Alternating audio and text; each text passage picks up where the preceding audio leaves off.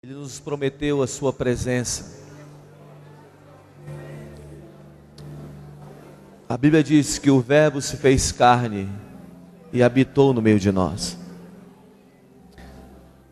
Aquilo que não era acessível se tornou acessível. Aquilo que não podia ser tocado, agora pode ser tocado. Jesus abriu o caminho. Não existe ninguém como Ele.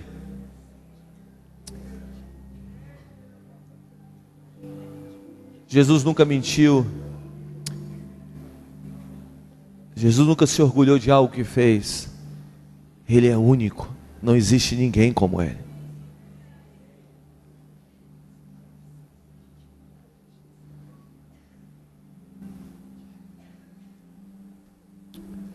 Se abrigue na presença dEle, é o melhor lugar. Ele nos deu direito à sua presença. O caminho foi aberto. Aleluia. Se você quiser se assentar, você pode se assentar no chão, pode voltar para o seu lugar. Como você quiser, se você quiser ficar aqui na frente.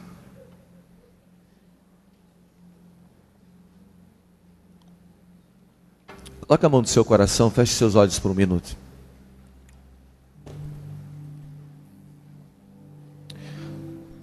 Sabe, tem um texto em 2 Crônicas, capítulo 25, sobre o rei Amazias, que diz que Amazias fez o que era reto aos olhos de Deus, mas o seu coração era dividido, ou não com inteireza de coração. Ele fez coisas gloriosas, mas o seu coração não era um com Deus. Feche seus olhos, coloque a mão no seu coração. Pai, eu oro para que o coração do Senhor seja colocado sobre a vida dos seus filhos nessa manhã, no nome de Jesus. Que essa presença maravilhosa permaneça sobre nós e vá crescendo a cada dia, no nome de Jesus. Nós oramos, Deus de poder, para que o nosso coração seja inteiro teu, e não seja de pedaços, mas seja inteiro, no nome de Jesus.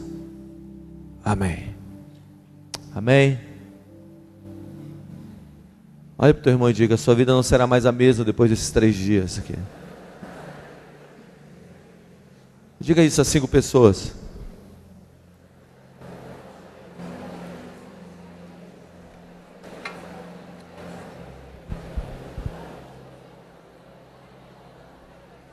Amém. Dê um aplauso, Jesus.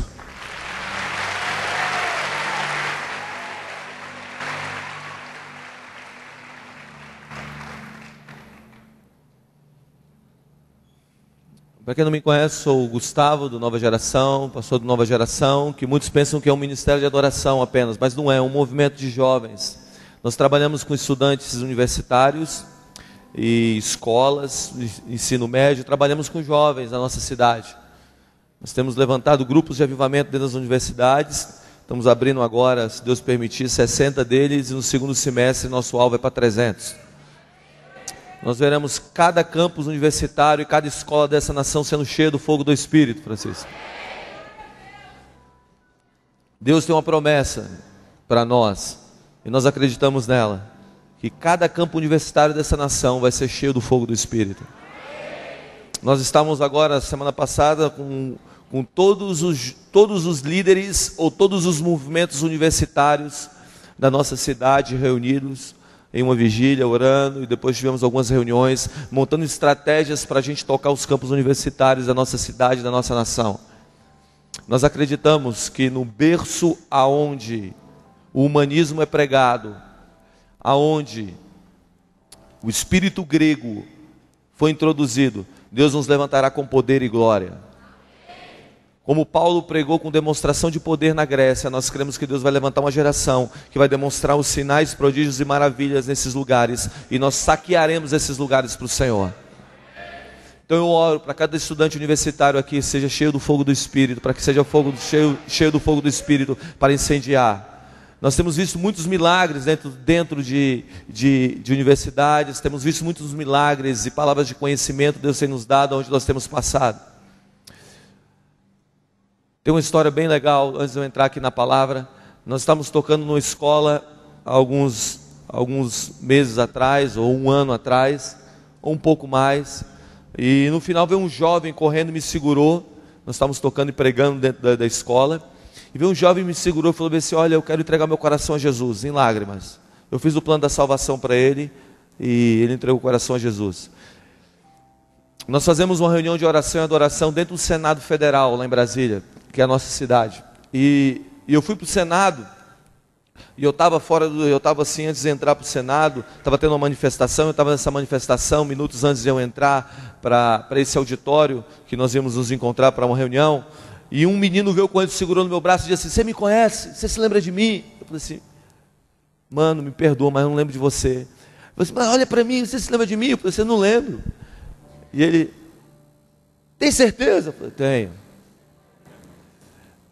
E ele disse assim: vou te contar minha história e você vai lembrar. Você se lembra aquele dia que vocês estavam tocando em tal escola e vocês estavam ministrando? Eu falei assim: lembro.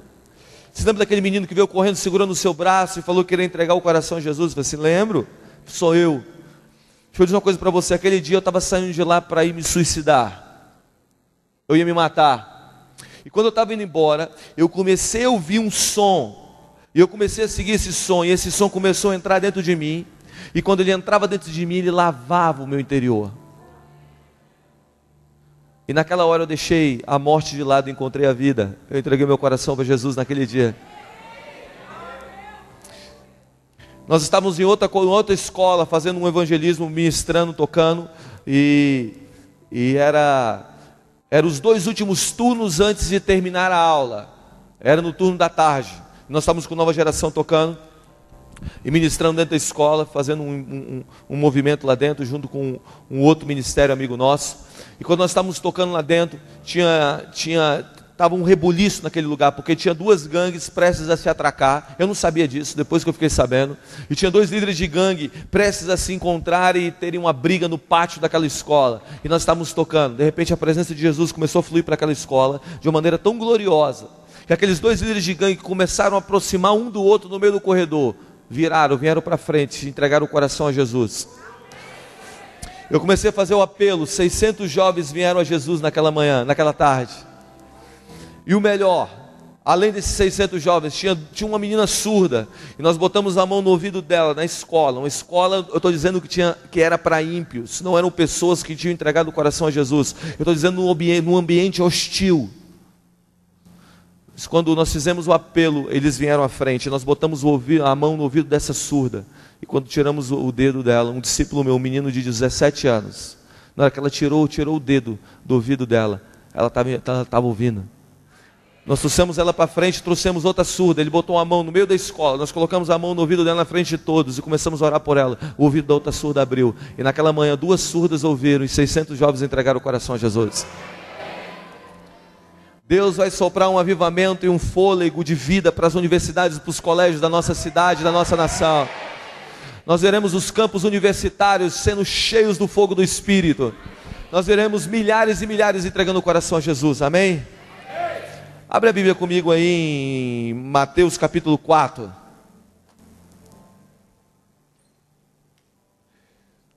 Mateus capítulo 4 fala o que eu acredito ser um tempo para essa geração. Nós estamos vivendo um tempo. Quantos aqui acreditam que nós somos a geração que vamos tomar essa cidade e essa nação para Jesus? Então nós estamos vivendo um tempo. Que tempo? O tempo da liberação. Estamos prestes a ser liberados. Deus vai liberar o seu destino nessa manhã. Deus vai te tocar e vai liberar o seu destino de uma forma tão gloriosa que você sairá daqui sendo chacoalhado pelo fogo do Senhor. E o seu destino, o seu caminho aberto na sua frente. Eu acredito que Deus está num ponto nessa geração de liberar o destino dela, para que nós entremos num maior avivamento, genuinamente um avivamento poderoso para a transformação de cidades e nações. Nós não teremos simplesmente um crescimento, mas nós teremos um crescimento debaixo de um avivamento. Olha o que diz Mateus capítulo 4. É o texto que fala sobre a liberação de Jesus. Diz assim: A seguir foi Jesus levado pelo Espírito ao deserto para ser tentado pelo diabo. E depois de jejuar 40 dias e 40 noites, então o tentador aproximou-se dele e disse: se tu és o Filho de Deus, manda que essa pedra se transforme em pão. Jesus, porém, respondeu: está escrito, não só de pão viverá o homem, mas de toda palavra que procede da boca de Deus. Então o diabo levou a cidade santa e colocou sobre o pináculo do templo e disse: se tu és o Filho de Deus, atira-te daqui para baixo. E dará ordem aos teus anjos a teu respeito, que te guardem. Eles te sustentarão nas tuas mãos, para que não tropeces em alguma pedra. Respondeu-lhe Jesus: também está escrito, não tentarás o Senhor, o teu Deus. Levou ainda o diabo Jesus a um monte muito alto e mostrou-se todos os reinos da terra. E disse: tudo isso te darei, se prostrares e me adorares. Jesus respondeu e disse: retira-te, Satanás, porque está escrito, só o Senhor teu Deus adorarás, e só Ele darás culto. Com isso deixou o diabo, e eis que os anjos do Senhor o serviram. Diga uau. Eu gosto disso, os anjos do Senhor o serviram. Isso é muito bom. Presta atenção. Jesus ia começar o seu ministério, ia começar o seu tempo ministerial, ia começar a hora da liberação ministerial. Depois desse dia, Jesus ia partir para um ministério de 3 anos glorioso. Quantos aqui querem ter um ministério glorioso? Quantos querem ver os cegos enxergarem, os mortos ressuscitarem? Quantos querem discipular essa nação? Deus vai te usar para isso. Olha o que acontece. Todo o tempo antes de uma liberação, Deus nos chama para uma consagração. E muitas vezes no meio dessa consagração, nós não recebemos uma visita de Deus. Muitas vezes nós somos tentados. E nós entramos em guerras. Jesus sai para jejuar 40 dias, e agora ele sobe uma montanha. E 40 dias Jesus está jejuando nessa montanha. 40 dias Jesus está se dedicando a Deus nessa montanha. E a Bíblia fala que Jesus teve fome. Isso me intriga, porque passar 40 dias sem comer, e só depois de 40 dias ter fome. Eu tenho fome nos primeiros dias. Depois dos primeiros dias a gente perde a fome. Mas depois, essa fome aqui deve ter sido uma fome daquelas, bizarra. Aquela fome que a barriga grita mesmo. Agora, Jesus teve fome. E quando Jesus teve fome, quem apareceu? Diga o diabo. Olha para o teu irmão e diga o diabo. Por que o diabo apareceu? Porque o diabo só aparece numa hora de necessidade. Vou repetir. A hora das visitas do diabo é nas horas da necessidade. Jesus está no tempo de consagração, prestes a ser liberado ministerialmente, e ele está jejuando. De repente ele tem fome. E quem aparece? O diabo, ele trabalha em cima das necessidades. Jesus trabalha em cima da eternidade. Jesus não alimenta as nossas necessidades, Jesus vai alimentar a nossa eternidade. Ele vai nos dar coisas para a eternidade.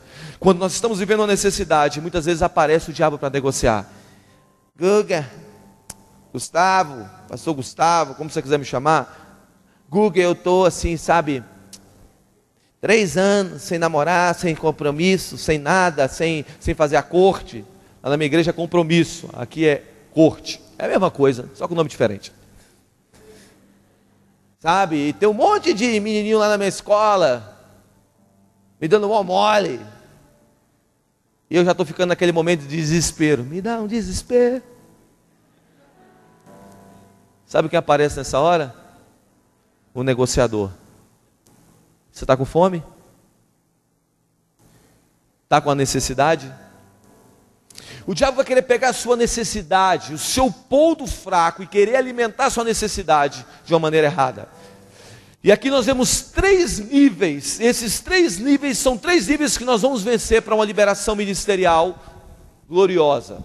Primeiro nível: se tu está com fome, transforma a pedra em pão e come. Diga, transforma a pedra em pão e come. Diga, pedra. Pedra é base. Pedra é o que é eterno. Diga, pão é o que é momentâneo. Diga, pão é o que é momentâneo. O que o diabo falou para Jesus? Você está com fome? Transforma a pedra em pão. Troque o eterno pelo momentâneo. Troque as coisas eternas pelas momentâneas. Cola aqui comigo. Presta atenção. Sempre quando nós estamos prestes a um tempo de liberação, o diabo vai querer que você troque as coisas eternas pelas momentâneas. Ele vai começar a colocar coisas no seu caminho para que você comece a olhar aquelas coisas que muitas vezes alimentam o momento, mas não alimentam a eternidade. Deus te chamou para a eternidade. Deus te chamou para você alimentar as coisas da eternidade. Não troque as coisas momentâneas pelas coisas, as coisas eternas pelas momentâneas. Tem uma mulher que provavelmente vai estar na nossa conferência em Brasília em julho. Nós estamos terminando de fechar os detalhes. O nome dela é Heidi Baker. Ainda não é certo, mas está caminhando para que isso aconteça.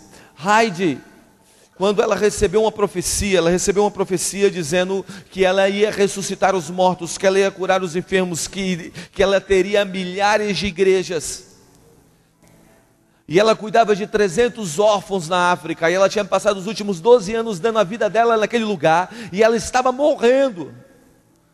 E quando ela recebeu essa profecia, ela pensou assim: meu Deus, eu vou morrer, porque tem 12 anos que eu estou cuidando de 300 órfãos, eu tenho 2 igrejas pequenas, e eu não consigo avançar.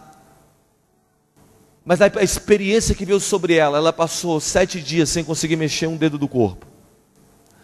Ela ia ao banheiro levada, e traziam ela levada para o lugar onde ela ficou caída. Ela ficou caída 7 dias naquele lugar.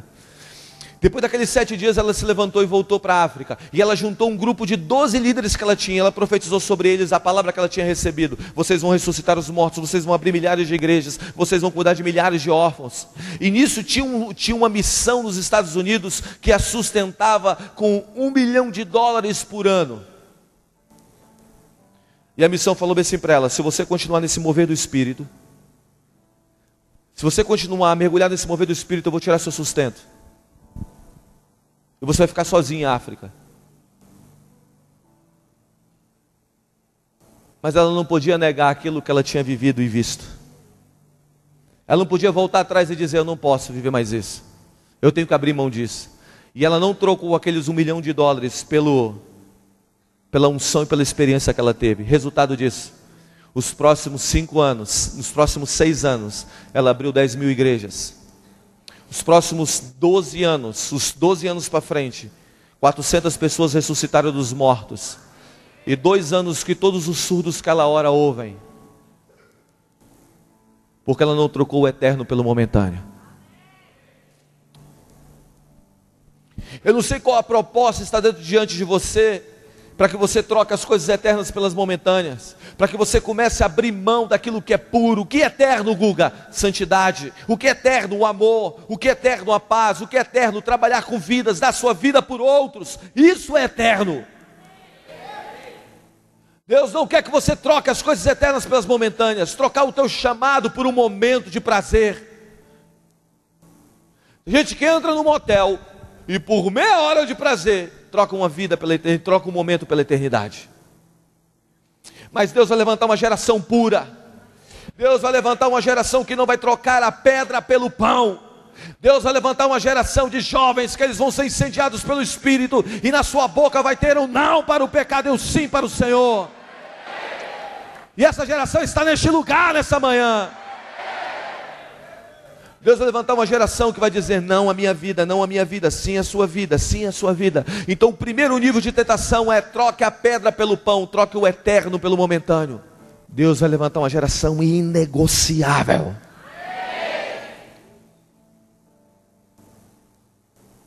Uma geração que vai se mover inegociável. Segundo nível, a Bíblia diz que o diabo pegou Jesus, levou Jesus ao pináculo de um templo e disse: lança-te, se tu és o Filho de Deus, lança-te daqui e dará ordem aos seus anjos a seu favor. E Jesus disse: não tentarás o Senhor teu Deus. Diga: se tu és o Filho de Deus. O diabo colocou em xeque a identidade de Jesus. Diga: identidade. O diabo colocou em xeque quem Jesus era. Ele está dizendo: se tu és o Filho de Deus. Jesus era o Filho de Deus? Sim ou não? Se tu és o Filho de Deus. Se tu és. Quantas vezes o diabo fica para a gente: se realmente você é isso aí que você diz que é? Será que você realmente é um homem de Deus? Será que você realmente é um jovem de Deus? Será que você é tudo isso? Será que você realmente pode mudar essa cidade, essa nação? Será? Ele fica jogando isso, se tu és. Diga identidade. Identidade, eu poderia falar aqui 3 dias sobre identidade, mas vou falar em 7 minutos. Identidade é uma das feridas da nossa nação. Um terço dessa nova geração que nasce, segundo estatísticas, diz que essa próxima geração não tem o sobrenome do pai. Um terço da população brasileira dessa nova geração não tem o sobrenome do pai na sua certidão de nascimento. Nós temos uma ferida de identidade. Mateus capítulo 16, não precisa abrir, que a gente não tem tempo, mas Mateus capítulo 16 é uma conversa entre Jesus e seus discípulos, e ele está dizendo assim: que os homens dizem que é o Filho de Deus? Aí eles começam a dizer, uns dizem que você é Elias, outros dizem que você é João Batista. Ok. Quem vocês agora dizem que eu sou? Pedro, tomando a palavra, diz: tu és o Cristo, o Filho do Deus vivo. Jesus interrompe Pedro e diz: Pedro, bem disseste, Simão Bar-Jonas, porque não foi carne nem sangue que te revelou, mas foi meu Pai que está no céu. Pedro, tu és pedra, e sobre essa pedra edificarei a minha igreja, e as portas do inferno não prevalecerão contra ela. Dar-te-ei a chave do reino dos céus. O que ligares na terra terá sido ligado nos céus. Esse texto é um texto de identidade. Jesus está perguntando quem ele é. Não que Jesus tinha uma crise de identidade. Não sei quem eu sou, ó céus, ó terra, quem será que sou eu? Jesus sabia quem ele era, mas ele queria saber o feedback das pessoas. E olha o que acontece, Jesus pergunta: quem eles estão dizendo que eu sou? Uns dizem que você é João. Diga, João. Quem foi João? João foi um homem que tinha uma palavra de autoridade, e João era um cara que juntava multidões. Então João era um cara que tinha uma palavra de autoridade e juntava multidões. Um homem que promoveu um espírito de santidade. Quem era Elias? Elias foi um cara que orou e fogo desceu dos céus. Elias foi um cara que orou e parou de chover, orou e voltou a chover. Então Elias era um cara que fazia sinais. Amém? Então as pessoas, o mundo estava vendo Jesus como um homem que fazia sinais, um Elias. E o mundo estava vendo Jesus como um homem que tinha uma palavra de autoridade, que juntava multidões, que fazia isso, aquilo, outro. Ok. Mas Jesus vira e pergunta assim: quem vocês dizem que eu sou? Pedro, tomando a palavra, diz: tu és o Cristo, o Filho do Deus vivo. Sabe o que ele quis dizer? Eu não estou te vendo como um homem apenas que faz sinais. Eu não estou te vendo apenas como um João. Porque todos esses homens têm facetas de Deus, facetas de Jesus. Eu estou te vendo como aquele que, independente de você fazer algo por mim ou não, independente de você me dar algo ou não, porque muita gente se magoa quando Jesus não faz algo por ela.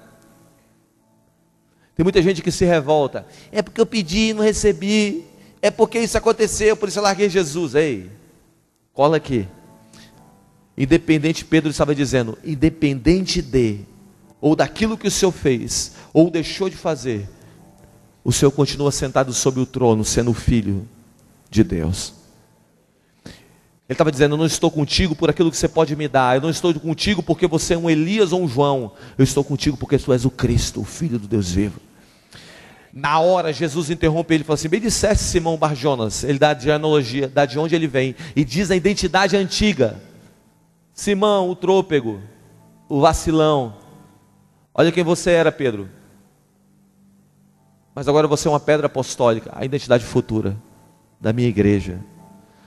Você é uma pedra para a minha igreja, e as portas do inferno não prevalecerão contra ela. Então presta atenção, quando nós dizemos quem Jesus é, quando nós descobrimos a identidade de Jesus, Jesus fala quem nós somos. Sabe por que muitas vezes você não sabe quem você é? Porque ainda você não mergulhou o suficiente em Jesus. Ninguém sabe quem é sem descobrir quem Jesus é.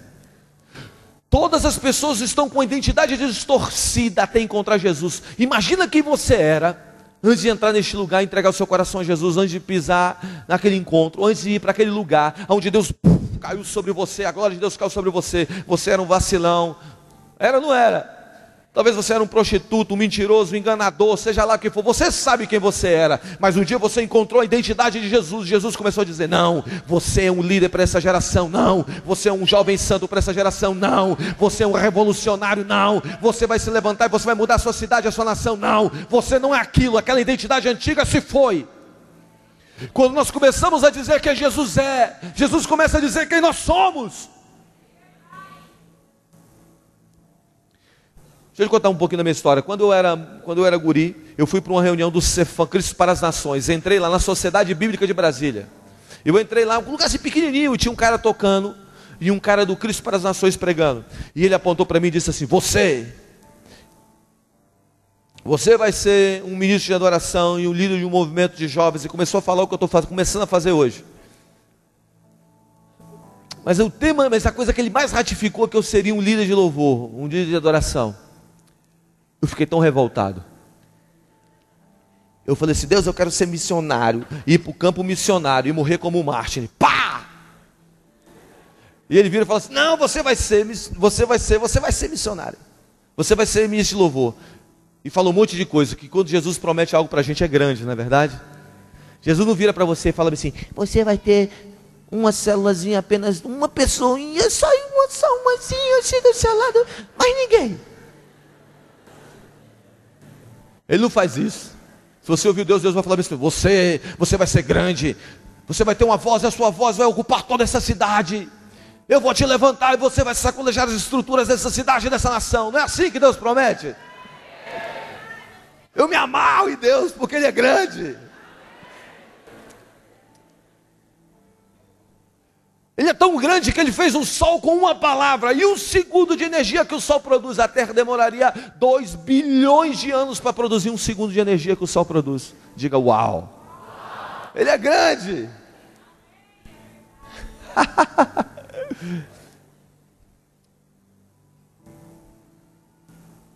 Agora, Ele promete coisas maravilhosas, gigantes. E Ele virou e me disse coisas grandes. Eu fui para casa feliz por todas as coisas grandes, mas revoltado com o ministro de louvor. Eu não vou ser ministro de louvor. Eu não vou ser um ministro de adoração. Eu não vou, Deus. Eu quero ser missionário, eu quero ir para o campo missionário e morrer como mártir. É o que eu quero. Você vai ser. Deus estava liberando minha identidade do que eu seria futuramente. E aí eu entrei numa depressão forte. E a única coisa que me curava era a adoração.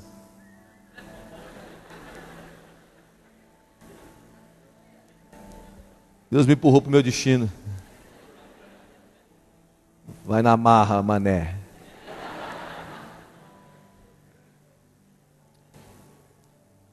E ali eu comecei a formar minha identidade naquilo que eu seria. Fui para uma igreja, eu era dessa igreja, era muito legal, e tal, comecei a ser usado por Deus e tal. O pastor parou para mim um dia e falou bem assim, o que você está fazendo aqui? Você não vai dar em nada, meu filho. Vai embora dessa igreja, eu não quero te ver aqui nunca mais. E aonde eu pisava, as palavras que eu conhecia era, você não vai dar em nada.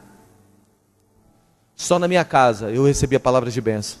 O diabo queria tocar na minha identidade e dizer que eu não poderia. Se tu és o Filho de Deus, se tu és. Talvez você ouviu muita coisa que você não ia ser, que você não ia dar, que não ia dar certo, que a coisa não ia rodar, que você não ia colar, que você não ia virar, que Deus não era com você. Presta atenção. É só você fechar os olhos e ouvir Ele dizer: uau! Eu que sei os pensamentos que tenho a vosso respeito. São pensamentos de paz, não de mal, para dar a vós o fim que desejais. Deus está pensando coisas boas a nosso respeito. E aí eu ouvia só aquelas coisas ruins. E toda vez que eu ajoelhava, sabe o que acontecia? Eu só via ao contrário do que as pessoas me falavam. Porque eu só via que eu não ia dar certo. Eu só via que não ia rodar, que não ia rodar, que não ia rodar. E toda vez Deus falava tudo ao contrário.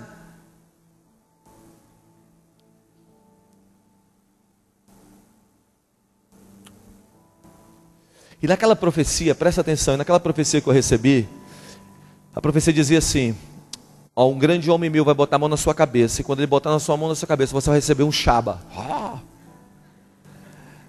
E aquele dia seu ministério vai ser liberado. Você vai começar o seu tempo. Eu vou colocar algo dentro de você que vai ser para toda a sua vida. Vai servir para formar a sua identidade. Eu fiquei com aquela palavra dentro de mim. Viajei para os Estados Unidos, minha primeira viagem para os Estados Unidos. Fui lá para a Califórnia. Alguém que já foi na Califórnia? É maneiro demais a Califórnia. Eu gosto da Califórnia. Vou lá todos os anos. É muito legal a Califórnia. Eu amo a Califórnia. Tem skate de tudo que é tipo na Califórnia. Tem até um que tem uma rodinha na frente e outra atrás, que nem vai assim. É maneiro a Califórnia. Eu gosto da Califórnia. Em abril eu vou para a Califórnia de novo. E aí eu fui para a Califórnia, eu fui para uma conferência. Isso naquela época só tinha o homem dos Horiuget, só a galera do poder. Sabe, eram os bambambam da época. Que era Benny Hinn, Morre Cerulo, Horiuget, todo mundo, só os tora. E eu fui naquela conferência. Tinha um cara chamado R.W. Schambach, foi um cara que me impactou. Ele era um velhinho, branco, dos olhos azuis, branco, cabelo branco, todo branco, ele era todo branco. E a igreja dele só tinha negão. Ele falou assim, ó, tinha 2 brancos na minha igreja. Eu e mais um, eu mandei o outro embora. Para me ficar... E ele tinha uma unção de cura tão gloriosa. Eu me lembro de uma menina vindo. Foi a primeira vez que eu tive um impacto assim com milagres. A menina vindo no colo. O pai levando a menina paralítica no colo. E a menina começou a falar. Começou a mexer os pezinhos na fila da cura. Pulou e saiu correndo. Tem gente que começa a andar assim, né? Ela pulou e saiu correndo. E ela subiu em cima do palco e descia do outro lado. E nós estávamos num ginásio gigante. E abaixo. E eu peguei essa fila para a ministração. E esse homem do Horiuget, que era o Morre Cerulo na época, ele me parou. E ele fala assim, my God! Quem conhece ele sabe, my God! E parece um pinguim desse tamanhozinho, Deus me perdoa. Mas eu olhava para ele, eu vi o pinguim. E que pinguim ungido. Ele era um pinguim glorioso, ele não era inimigo. Ele não era do mal, ele era do bem. E ele me parou na fila, ele olhou para mim e falou um monte de coisa que eu não entendi. E ele botou a mão sobre mim e eu, game over, desligou o interruptor. Eu apaguei. E eu fui levado para o quarto, acordei no outro dia, falei, o grande homem de Deus ia botar a mão na minha cabeça e meu ministério ia começar. Deus ia me dar aquele dia semente para isso começar. Presta atenção, eu aprendi algo com um homem chamado Bill Johnson. Nós podemos te transferir uma unção, mas nós não podemos te dar a história. Você pode receber uma posição de mão dos seus pastores todos os dias, mas você vai ter que construir a sua história debaixo daquela unção. Tem muita gente que recebe unção hoje e amanhã não tem mais unção. E você pergunta, por que Deus? Por que eu recebi a unção? Foi tão glorioso, eu fui lá no Holy Fest, o Espírito Santo caiu.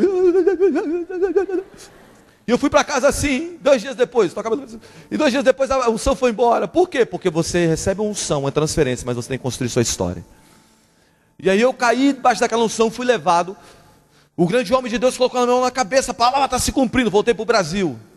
Eu estava tão louco, sabe quando você está assim, com sangue nos olhos? Eu estava andando na rua, tinha um cara que tinha rompido o tendão de Aquiles, estava eu e meu cunhado. Meu cunhado foi mala, ele virou meu amigo, casou com a minha irmã.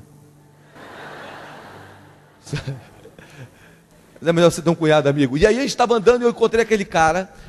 E eu falei para ele, o que aconteceu com o seu pé aí? Eu rompi o tendão de Aquiles. Falei bem assim, Jesus vai te curar. Aí começou a juntar gente, né? Quando você fala Jesus vai te curar, um está ouvindo, já para. Experimenta orar por um doente na rua, eu oro por vários. É desse jeito, começa a juntar gente. E aí eu comecei a orar por ele. Você está sentindo o teu pé? Eu falei, sentou. Eu falei assim, bate o pé. Ele, o quê? Eu, bate o pé. Não, bate o pé. Bate o pé. Bate o pé. pula num pé. Corre na sua casa, Bruno, pega a faca. Ele trouxe uma faca de serrapão, né? Nós arrancamos o gesso do cara foi para casa andando. Aí começou um tempo, e eu falei assim, agora começou a unção, crise de novo. Aí eu fui chamado para ser tio no acampamento de criança. Alguém que já foi tio no acampamento de criança?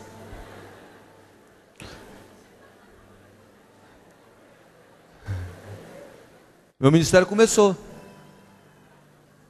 Quer a melhor coisa que trabalhar com criança? É maravilhoso. E eu fui ser tio no acampamento de criança. E vocês são referência, viu? No Ministério de Criança para o Brasil. Eu quero dar um aplauso para vocês. Glória a Deus pela vida de vocês.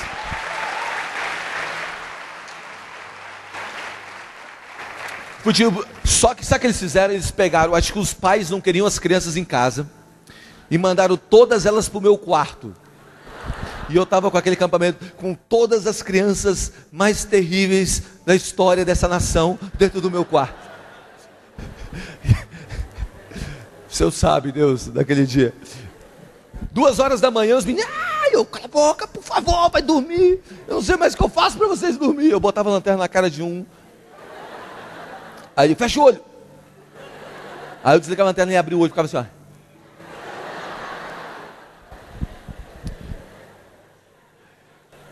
O tempo foi passando, domingo de manhã eu estava exausto. Na hora que no domingo de manhã nós começamos, estava tendo um culto. Tinha mais ou menos umas 300, 400 crianças naquele lugar. E começamos a cantar uma música assim: aleluia, aleluia, aleluia, aleluia. E o Espírito Santo entrou naquele lugar. E eu vi 400 crianças sendo cheias do Espírito Santo. E eu fui para o meio chorando, eu estava orando por uma, e depois que eu chorei, depois que eu terminei de orar por ela, eu ajoelhei. E ela botou a mão na minha cabeça e começou a orar por mim. E o Espírito Santo veio sobre mim e me disse assim: você se lembra quando um grande homem meu ia botar a mão na sua cabeça? Não foi lá, é aqui.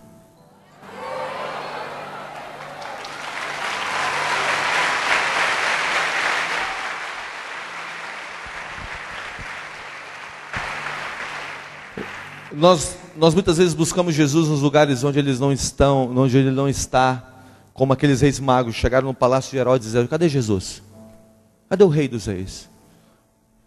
Não, ele não está aqui. Que rei? O único rei aqui sou eu. E muitas vezes quando nós entramos na verdadeira identidade que nós somos, nós começamos a encontrar a humildade e começamos a achar Jesus nos lugares tão simples. Muitas vezes quando a água quente do seu banho cai sobre você, muitas vezes quando você diz: bom dia, meu amor, eu te amo. Eu amo Jesus. Jesus é o rei que todas as nações querem ter. Jesus é um amigo que todos procuram. Jesus é incrível. Não deixe de distorcer a sua identidade. Não deixe de distorcer a sua identidade. Seja simples, seja humilde. E encerrando, terceiro e último nível. É quando o diabo pegou Jesus e levou para um alto, do monte. E disse assim: se você me prostrar, eu vou te dar todos os reinos da terra. É? Só teu Deus, só Deus adorarás, só Ele servirás. Presta atenção. O terceiro nível é que o diabo queria dar todos os reinos da terra por uma adoração. Diga, por um atalho. Diga para o teu irmão, por um atalho. Nenhuma conquista por um atalho é legítima. Vou voltar a repetir. Nenhuma conquista por um atalho é legítima. Vou te dar um exemplo. Eu vou me entregar antes do casamento. Não busca atalhos. Eu vou fazer isso aqui antes do casamento. Não busca atalhos. Eu tive um relacionamento de 7 anos. Não tinha coxa na minha época. Os últimos 4 anos foi sem beijo. Casei virgem. Com minha esposa virgem. Eu não busquei atalhos. Tinha hora que era difícil. Tem hora que eu vinha dirigindo no carro assim, a carne quente. Eu falei assim: meu Deus, abre a porta, Mara, pula.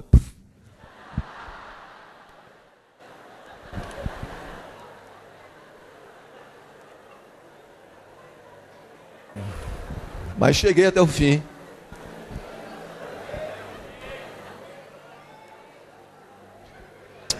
Presta atenção. Cola aqui comigo. Nenhuma conquista. Diga mais alto, nenhuma conquista. É legítima. Se for por atalhos. O que o diabo estava fazendo? Se você me adorar, eu vou te dar todos os reinos da terra. Como é que Jesus ia tomar todos os reinos da terra? Diga, na cruz. Jesus ia subir um madeiro, ia morrer, e ele ia comprar para si todo o povo, língua, tribo e nação. Nenhuma conquista legítima sem sacrifício. Talvez seja difícil você esperar, talvez seja difícil você segurar a onda, talvez seja difícil você esperar um tempo, talvez seja difícil você estar nesse tempo de estudo, talvez seja difícil você estar lá batalhando com aquela pessoa lá na sua célula, lá, e você dizendo, ei, segura a onda, mano, nós vamos vencer, nós estamos juntos, mas presta atenção. Não vai ser por atalhos. Nós não vamos pisar em ninguém para chegar onde Deus tem para nós. Tem muita gente que saiu pisando nos outros para chegar. Sabe, eu sempre falei para meus meninos, nós não vamos estourar no Brasil assim não. Nós vamos ser passo a passo. Mas a cada dia que eu vou olhar para a gente, nós vamos estar maior. Mas vai ser assim, passo a passo. Eu sempre soube disso. Uma conquista legítima. Não que pessoas que estouram não sejam legítimas, mas eu estou dizendo que eu olho para trás, pela misericórdia de Deus, eu não vejo, eu não me aproveitei de ninguém, eu não pisei em ninguém. Eu fiz amigos pelo Brasil. Deus vai te dar uma conquista legítima. Você que é adorador, levita aqui, você que é um ministro aqui, não queira usar pessoas para chegar em algum lugar. Vá para a cruz, tome a tua cruz. Eu quero orar por você nessa hora. Eu quero orar por você, para que você entre debaixo desse espírito, que você não troque o eterno pelo momentâneo, para que você não troque as coisas eternas de Deus pelas momentâneas, que você tenha uma identidade formada, e que a sua conquista seja legítima.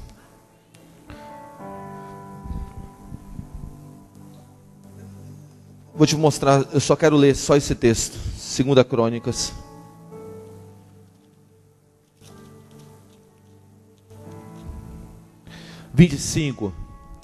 Só de mostrar. Olha que loucura isso aqui. 2 Crônicas 25. Olha que loucura, Francisco. Versículo 1 e 2. Era Amazias de idade de 25 anos quando começou a reinar, e reinou 29 anos sobre Jerusalém. Sua mãe chamava Jeodã de Jerusalém. Fez ele o que era reto perante os olhos do Senhor. Mas o que diz aí? Porém com inteireza. Existem umas versões que dizem com o coração dividido. Não com todo o coração. Tem muita gente que está fazendo o que é reto diante dos olhos de todos, mas o seu coração é dividido. Depois lê a história de Amazias. Todo mundo via boas obras, mas o seu coração não era todo naquilo. Não era de verdade. Nós não vamos ter uma geração de ministros de plástico, que fazem tudo o que é correto, mas o coração está distante. Nós não vamos ter uma geração, essa próxima geração busca a verdade. Eu moro numa cidade que é cheia de pessoas que não é verdadeiras. E eu vejo uma geração de jovens, eu trabalho nas escolas, nas universidades, eu trabalho com jovens que querem entrar na política.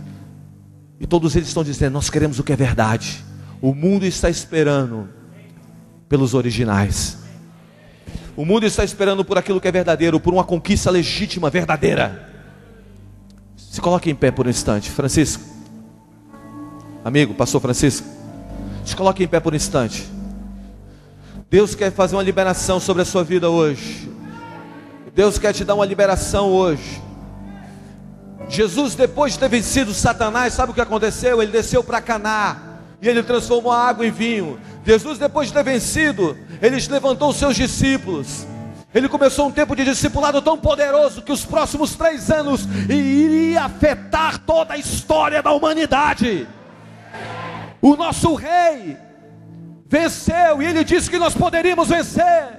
Ei, presta atenção, nós podemos vencer essa estrutura maligna que tenta fazer a gente trocar o eterno pelo momentâneo, que tenta sempre jogar, transforma a pedra em pão. Nós podemos vencer essa estrutura maligna que essa terra construiu, de dizer que nós não podemos chegar lá. Nós podemos destruir essa estrutura maligna que o diabo tenta colocar, de dizer entre por atalhos, por caminhos. Não, nós vamos andar toda a caminhada, nós vamos tomar a cruz, nós vamos subir o monte, nós vamos descer ao vale, nós vamos correr a carreira que nos foi proposta, e nós vamos chegar no fim. Essa geração vai chegar no fim e vai dizer: Jesus, eu combati o bom combate, eu completei a carreira, e olha aqui para dentro, tem fé, fé, fé. Deus vai levantar uma geração que vai incendiar as nações com os princípios corretos. Se você é ela, levanta a tua voz e comece a orar e a dizer: Deus, conta comigo, eu estou aqui, eu sou ungido, eu fui levantado para isso, eu sou um eleito do Senhor para mudar a face dessa geração.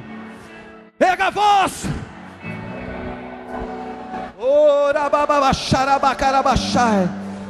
Uma geração que não vai pegar atalhos, uma geração que vai seguir o seu destino, uma geração que não vai trocar o eterno pelo momentâneo. Pega a voz e começa a dizer: Jesus, santifica-me.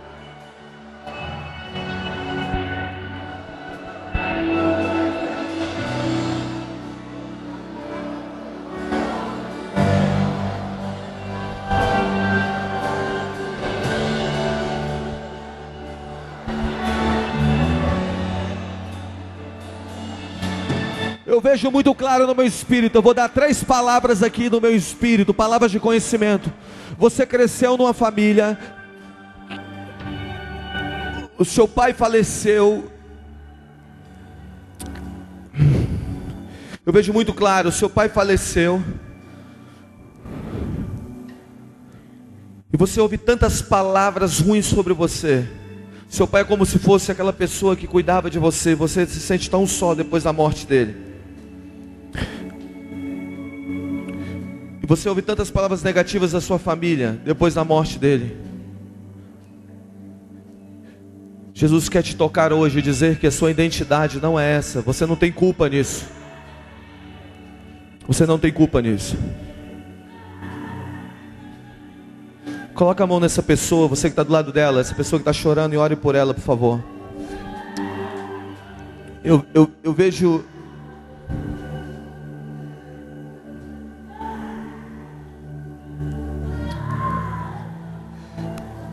Eu vejo no meu espírito você sendo pressionado nesses dias. Isso é para muitos, não é para alguns. Pressionado a trocar as coisas eternas pelas momentâneas. Você estava dizendo assim: Guga, eu estou no meu limite, não dá mais. Eu vou abandonar o meu discipulado, vou abandonar minha célula, eu estou cansado. Jesus está te visitando agora com o frescor dos céus, está renovando a sua vida.